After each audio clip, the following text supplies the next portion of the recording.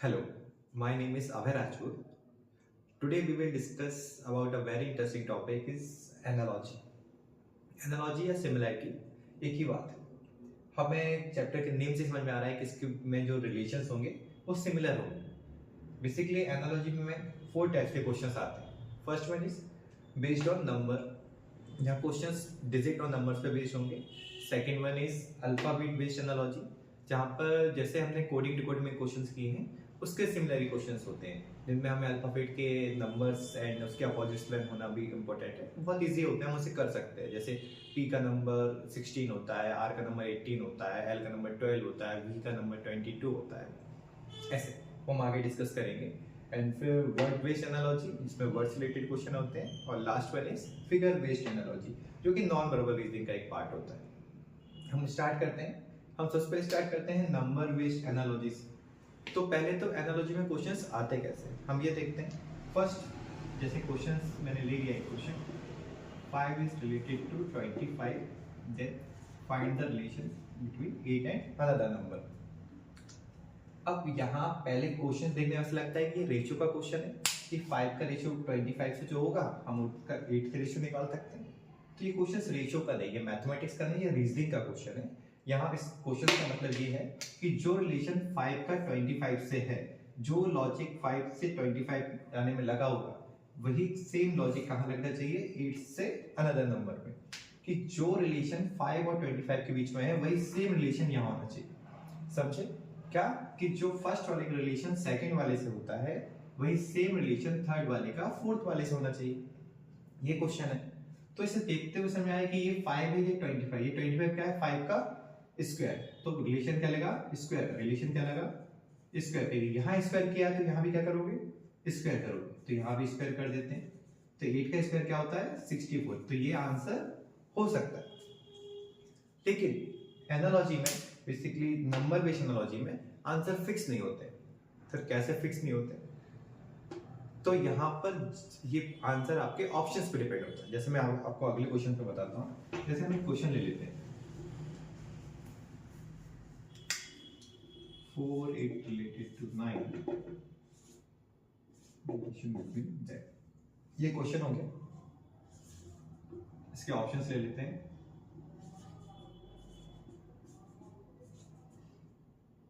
49 30 51 30। एक और ऑप्शन ले लेते हैं 126। ये क्वेश्चन हमारे सामने आया। अब हम जैसे ही क्वेश्चंस को देखेंगे तो सबसे पहले दिमाग में क्या आने वाला है? मेरे दिमाग में सबसे पहले आता कि ये मुझे सारे के सारे स्क्वायर दिख रहा है। कि ये हो गया 2 का स्क्वायर, ये हो गया 3 का स्क्वायर, 2 का स्क्वायर 3, 2 का स्क्वायर देन 3 का स्क्वायर। पहले 2 का स्क्वायर हुआ, फिर क्या हुआ? 3 का स्क्वायर। ये क्या का स्क्वायर है? 5 का स्क्वायर। तो 5 2 के बाद क्या आया? 3। तो 5 के बाद क्या आना चाहिए? वैसे 6 आना चाहिए। तो 6 का स्क्वायर क्या होता है? 36 ऑप्शन है क्या? हाँ। तो ये एक आंसर हो सकता है कि ये हो गया स्क्वायर का लॉजिक। और कुछ हो रहा है क्या? सर आप कहाँ स्क्वायर में लगे हो? मुझे तो सीधा दिख रहा है कि यदि मैं 4 में 5 प्लस कर देता हूँ तो 9 आता है, और तो 25 में 5 प्लस कर दूंगा तो 30 आ जाएगा। 30 भी तो ऑप्शन है। तो ये भी तो आंसर हो सकता है। किस लॉजिक से? एडिशन के लॉजिक से। एक और ऑप्शन दिखता है हमें कि सर ये भी तो हो सकता है कि ये मैं करूं कि 4 2 जा 8 प्लस 1 9, 4 2 जा 8 प्लस 1 9, 25 2 जा 50 प्लस 1 क्या होगा? 51। तो मल्टीप्लिकेशन के लॉजिक से ये भी आंसर आता है। यदि मैं देखने चाहूं तो ये है 2 का स्क्वायर, देन फिर 3 का स्क्वायर, ये 5 का स्क्वायर। 2 के बाद 3 ये प्राइम नंबर है।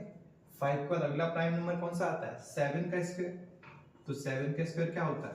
49। तो ये भी आंसर बनता है।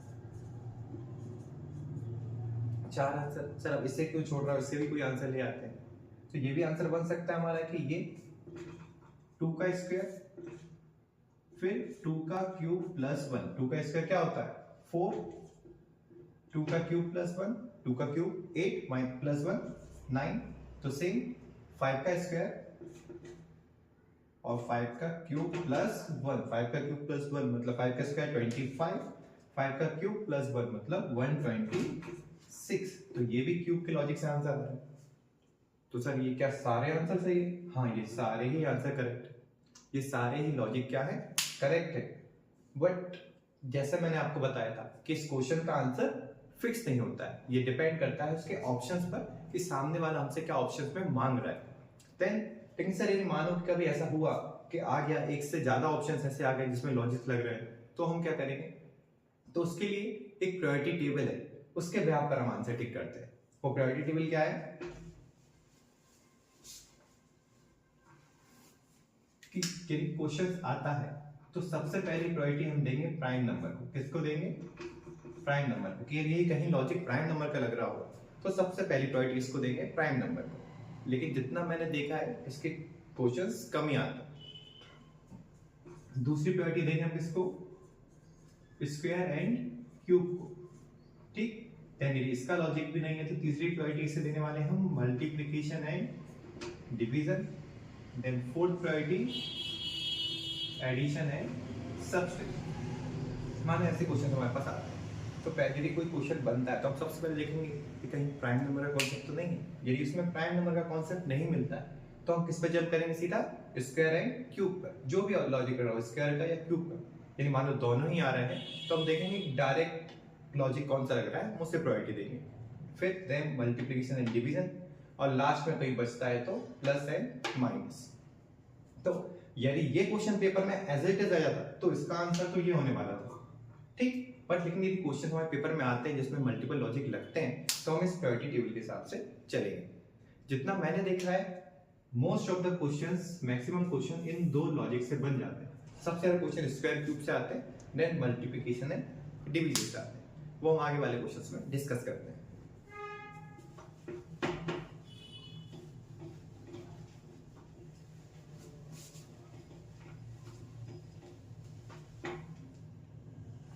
जैसे एक क्वेश्चन आ जाता है, एक मैंने क्वेश्चन ले लिया,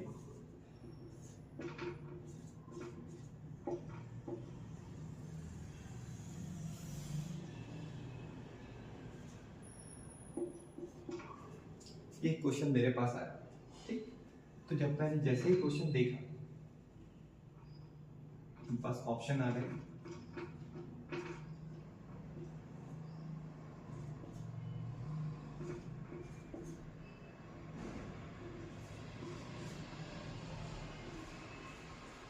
ये ऑप्शंस आ गए। तो सबसे पहले मुझे क्वेश्चंस को देख के लगा कि 6 लिखा है, ये 2 2 2, मतलब ये भी तो सकता है कि 6 को 2 2 2 में डिवाइड कर दिया और 2 + 2 + 2, ठीक। तो क्या हम 8 को डिवाइड कर सकता हूँ ऐसे? तो नहीं सर, 8 को तो ऐसे डिवाइड नहीं कर सकते, तो कोई और लॉजिक लग रहा होगा। मैंने क्या कहा, प्रायोरिटी टेबल पे जाओ, प्राइम नंबर का कॉन्सेप्ट यहाँ हो ही नहीं सकता, क्वेश्चन को देखते ही समझ में आया। अगला स्क्वायर एंड क्यूब, 6 का स्क्वायर 36, ये नंबर बहुत बड़ा है मतलब दूर है, तो 6 का क्यूब, एक लॉजिक लगा कि 6 का क्यूब क्या होता है सर? 6 का क्यूब होता है 216। ये कितना लिखा है? 222, मतलब कितना कम है? 6 कम है, मतलब 6 का क्यूब और उसमें 6 ही प्लस कर दिया जाए तो क्या आएगा? 222। सेम लॉजिक यहाँ, मतलब 6 का क्यूब प्लस 6, तो यहाँ भी क्या करोगे? 8 का क्यूब प्लस 8, 8 का क्यूब क्या होता है? 350, 8 का क्यूब, सॉरी 512, एक क्या क्यूब होता है? 512, और उसमें फिर क्या करूं मैं? 8 प्लस कर दूं तो क्या आ जाएगा आंसर? 520, सही है। तो हम ऐसे लॉजिक्स को पकड़ेंगे। अब बात आती है कि सर आपको तो क्वेश्चंस दिया, आपको तो पता था लॉजिक, हम ऐसे क्वेश्चंस को कैसे सॉल्व करेंगे? तो सबसे पहला काम तो हम जितनी ज्यादा अप्रोच सीखेंगे, जितनी ज्यादा क्वेश्चंस करेंगे, तो हमें उतनी ज्यादा अप्रोच आएगी। हाँ, क्वेश्चंस को ऐसे भी किया सकता है, यहाँ ये लॉजिक भी लग सकता है, यहाँ ये वाला लॉजिक भी लग सकता है। तो जैसे जैसे प्रैक्टिस करेंगे वैसे वैसे हम क्वेश्चंस को सॉल्व करना सीखेंगे। देन हम अपनी प्रायोरिटी टेबल के साथ चलेंगे कि क्वेश्चंस को कैसे कैसे सॉल्व किया जाता है। जैसे मैं एक क्वेश्चन और ले लेता हूँ जो हमारे प्रायोरिटी टेबल के बाहर है। एक क्वेश्चन है क्या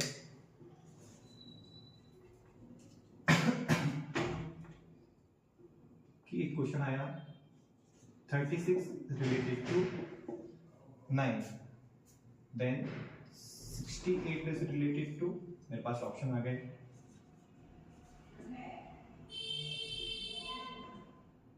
12, 30, 40, 60।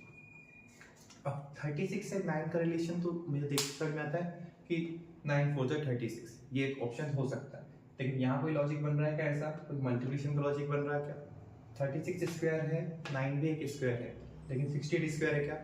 सर स्क्वायर का लॉजिक भी लगते नहीं दिख रहा। कोई प्राइम नंबर का लॉजिक नहीं सर, प्राइम नंबर का लॉजिक भी नहीं लग रहा। प्लस माइनस करने पे आ सकता है क्या? नहीं सर, ये नंबर तो बहुत दूर है, तो प्लस माइनस से भी नहीं आएगा।